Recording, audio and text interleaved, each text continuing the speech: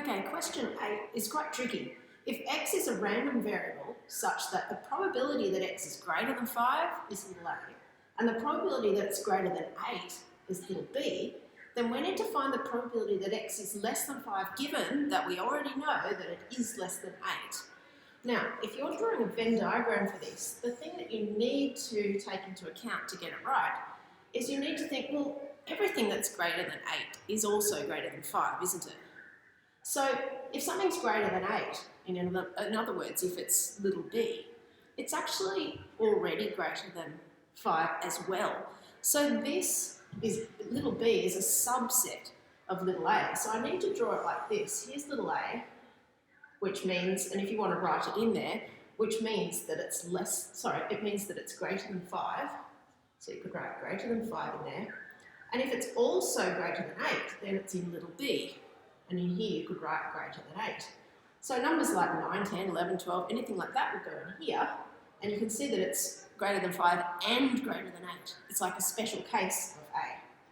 So if we want to find the probability that we have an x being less than 5, now less than 5 would be out here, wouldn't it?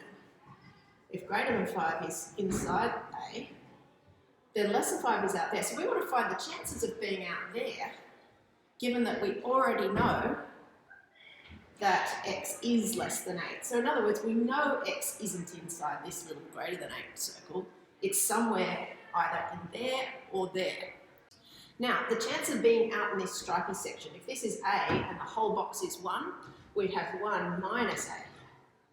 Now, what's it out of? Well, it's out of the chance of being anywhere, not only in the stripy bit, but also in this section here. So in other words, anywhere that's not in this B circle, because we know that x is less than 8, so it's not in there, it's somewhere outside of that.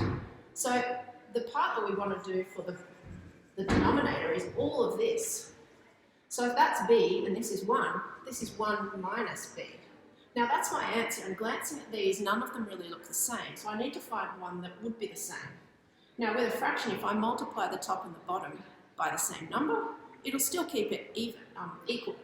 So looking at this one, it looks most the same. I can easily see that if I multiply top and bottom here by minus 1, that pretty much multiplied by minus 1, that will just change the sign of both of these. So instead of 1, I'll have minus 1, and instead of minus a, I'll have a. So that would give me a minus 1 over b minus 1, just by multiplying top and bottom by negative 1, or dividing by negative 1, either way. So that gives me D as my answer.